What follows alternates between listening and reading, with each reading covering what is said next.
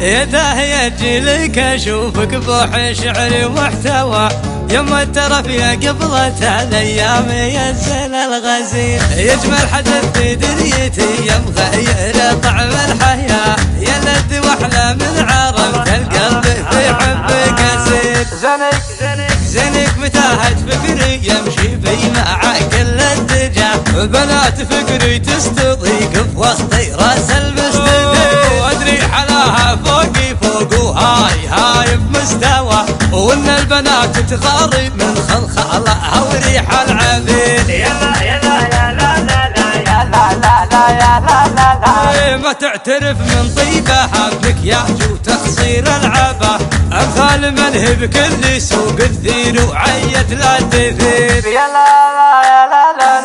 احبها وحبي لها ما وصفه وصف الرواه ولا وصفه شعر الفرس تقوى الملوح معجنين من فلسفه وعولمه والعلم يوصل من دها اميرتي راحت يديها كأنها قطعة حرير اميرتي راحت يديها كأنها قطعة حرير في عينها اليمنى اشوفه مالي وكفاح ونجاه وفي عينها اليسرى اشوف الدم والسيف الشطيق يا لا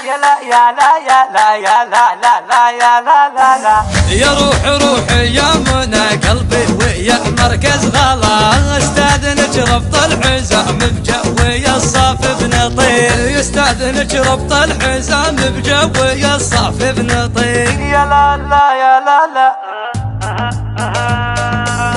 استمتع بجو القصيدة اللي يتعبني هواه يما الترف يا قبلة الايام ينزل الغزير يا داهية جيلك اشوفك بوح شعري ومحتوى يما الترف يا قبلة الايام ينزل الغزير يجمل حدث في دنيتي يا مغير طعم الحياة يا لذ واحلى من عرفت القلب في حبك اسير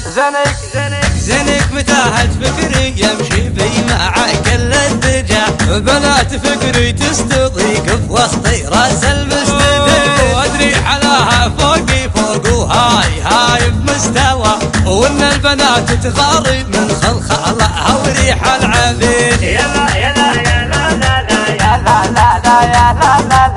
ما تعترف من طيبها بك يا جو تخصير العبا امثال منه بكل سوق الذير وعيت لا تثير يا لا احبها وحبي لها ما وصفه وصف الرواه ولا وصفه شعر الفرس تقوى الملوح معجنين من فلسفه وعولمه والعلم يوصل من دها اميرتي راحت يديها كأنها قطعة حرير اميرتي راحت يديها كأنها قطعة حرير في عينها اليمنى اشوفه مالي وكفاح ونجاه وفي عينها اليسرى اشوف الدم والسيف الشطيق